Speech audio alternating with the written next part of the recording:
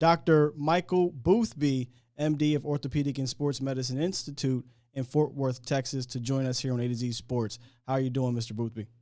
I'm great. I'm having a great day. Excited to talk to you guys and talk a little Cowboys football. Indeed. I'll get right to it because one of the hot topics right now surrounding the Dallas Cowboys is their wide receiving group. And one of the players is Michael Gallup, who tore his ACL back in, I want to say, December. And then Yes. he got surgery in February. So I kind of have a two-part question here. There are reports out there that say he'll be 100% from his ACL injury in August, but he got the surgery in February. Two-part. Why would a player wait that long to get the surgery? And is the 7 or 8 month recovery an ideal recovery? Sure. Sure. No, that's a great question. And ACL injury is so common nowadays in football, and we have made tremendous advances in how we treat ACL injuries and the recovery path for patients, and specifically our athletes, our high level athletes. In answering the first part, as far as the delay in surgery, oftentimes surgical intervention will take place sooner than that.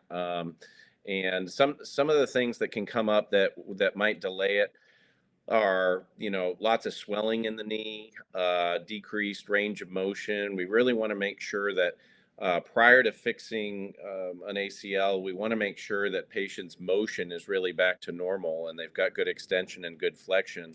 One of the risks to post-operative stiffness is actually preoperative stiffness, and so we really want to try and let the injury settle out just a little bit, decrease some of that swelling, improve the range of motion. They may have even wanted him to do a little bit of some prehab, before surgery in order to try and get that muscle strength back where it needs to be, so that hopefully he'd, have a smoother post-operative course. So there's a few reasons, why it may have been pushed out just a little bit, but oftentimes it is conducted a little bit, closer to the time of the injury, and it's really just a matter of how the knee is looking prior to surgery, how it's ranging, how it's looking, the strength, that you make those decisions. Now, do you think he could be ready? And obviously, he didn't do the surgery or see it, but Sure. just general ACL injury. Could they be ready in a 7 month period? Yeah, I mean that's a tight window. There's no question about it. I definitely think it's in the right ballpark. Typically we'll say 7 to 8 to 9 months. Adrian Peterson actually years ago, he kind of broke the mold in terms of seeing his recovery and the speed of his recovery after ACL surgery. And as docs, we still struggle with that today because regular patients will come in and they'll say, "Hey, Adrian Peterson did this, and I can get back to playing basketball or baseball or whatever." And the bottom line is, Adrian Peterson was a little bit of an anomaly. In fact, not even a little bit; he was a lot bit of an anomaly. And seeing somebody like that come back so quickly, though, and it being so publicized in the news, now everybody thinks they can get back in, just a few months after ACL. And the truth of the matter is, it's a 7 to 9 month process. That 7 months, things would have to go really, really perfectly. Not saying that they won't, but they would have to progress in a very stepwise manner, and not allow for many hiccups along the way, in the recovery process. He'll be pushed in terms of getting his range of motion back quickly, and then doing a lot of straight line strengthening, before they start to get into some twisting, turning, more agility work. But that 7 months, is it's doable, but it's going to be tight. There's no question. You brought up Adrian Peterson. Everybody's not a freak like Adrian Peterson. Exactly. Dude is Exactly. Terminator. So That's it, yeah, man. He is, and again, with the regular person out there, they don't get the same benefit of having the intense therapy, multiple hours a day, daily, that some of these professional athletes do. And so, obviously, he's going to get that sort of right. treatment, and so we would expect it to be on the shorter side. But again, you can't predict the future. There may be some hiccups that come, down the road, and just a little, you got to back off just a little bit and let it heal. But we're obviously hoping the best for him and getting back out there as quickly as possible. Now the Cowboys have a high-profile running back themselves. He's not the quite Adrian Peterson in regards to physique and the Right. freak of nature, but he's still has been one of the top backs in the NFL in Ezekiel Elliott. And he Sure. informed the public that he was playing on a torn PCL, I believe partially torn PCL, for most of the second half of the season. How would that injury limit you exactly? Sure. So PCL injuries or posterior cruciate ligament injuries are, slightly different than anterior cruciate ligament injuries or ACL injuries. The structure of the actual ligament is different. ACLs tend to be more band-like. They're more kind of like a small rope and anatomically, whereas the PCL tends to be more like a fan. It spreads out. It's got a larger attachment point around the knee, and that actually is really helpful to allow most PCL injuries, especially partial PCL injuries, to heal on their own rather than requiring surgery. So. In this case, with Zeke's injury, it's a partial PCL. He's probably going to have some soreness. He's probably going to have, some kind of deep back of the knee pain. But he really shouldn't be as limited from, a straight line or stability standpoint, especially with the bracing that they would have been offering him. Other than some discomfort and some pain, especially with explosive movements, as long as he's not having a lot of frank instability, feeling like the knee is sliding around or unstable when he pivots or twists or turns, he would be still pretty good to go there. Yeah, I think you saw some of that explosion, that loss of explosiveness as the season kind of carried on.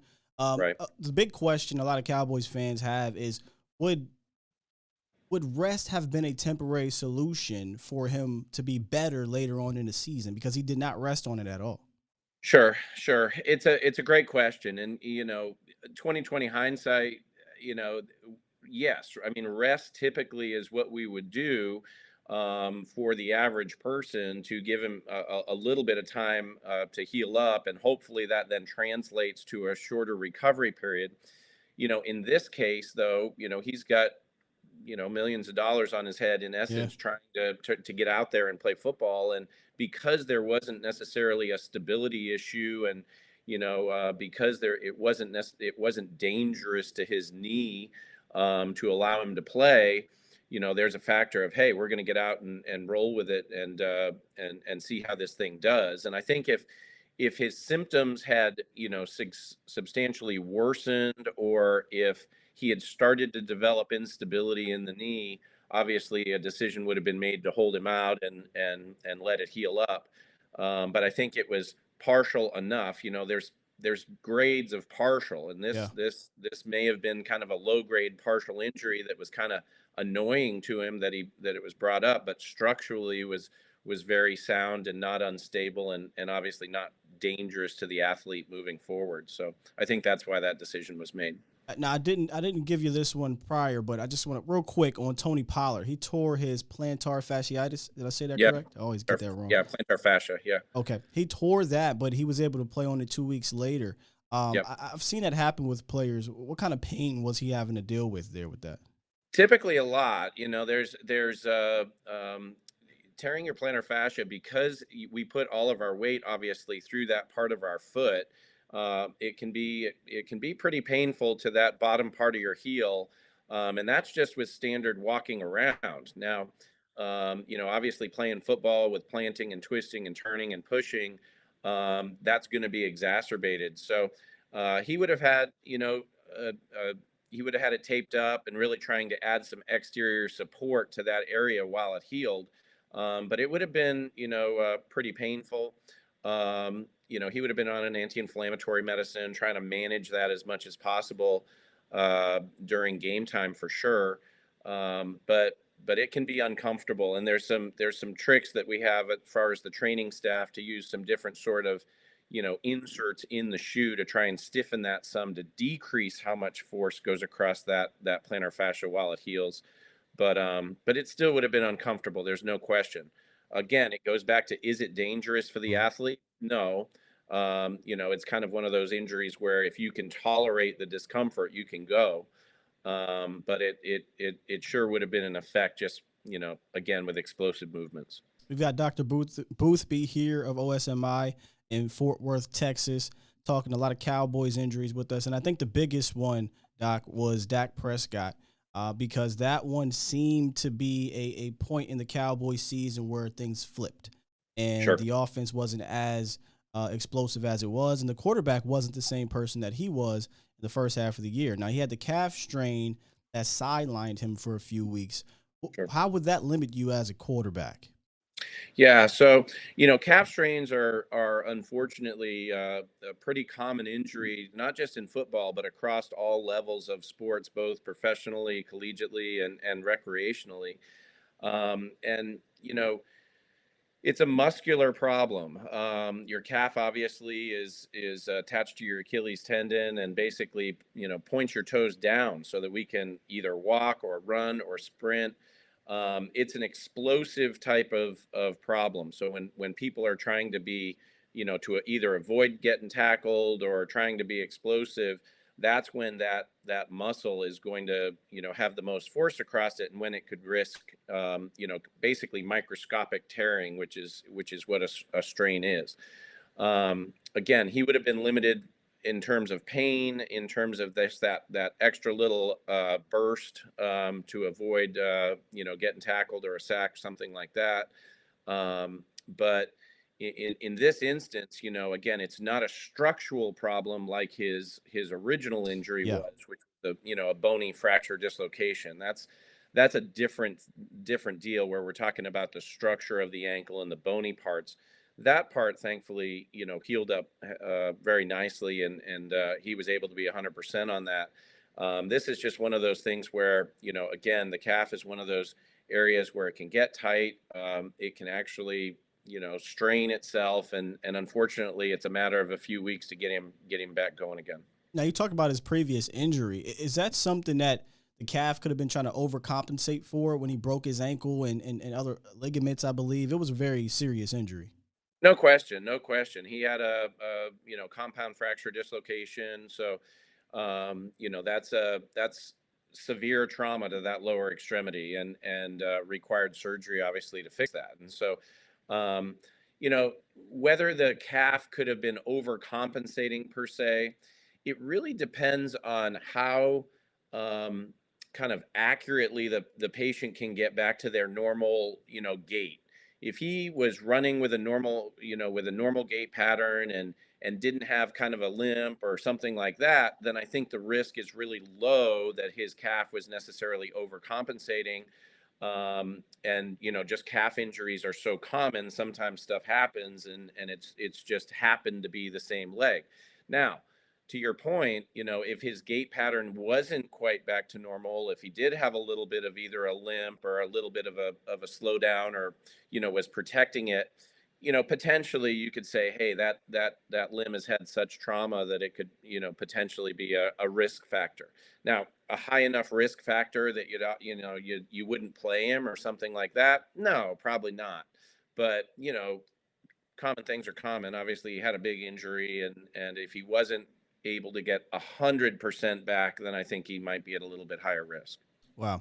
Hey, I appreciate this information. It saves me, Doc, from going on Google and looking up Dr. Google and then making myself freak out about these injuries, man. But Exactly right. this is Dr. Boothby of Orthopedic and Sports Medicine Institute in Fort Worth, Texas. I look forward to talking to you more often throughout these months here on players we may acquire or new injuries that may come up. Sounds great. Well, I'm looking forward to it, and going to be a great off season here. Looking forward to a great fall. Thanks, man. Appreciate you, Doc. Have a good one. Thanks again, guys.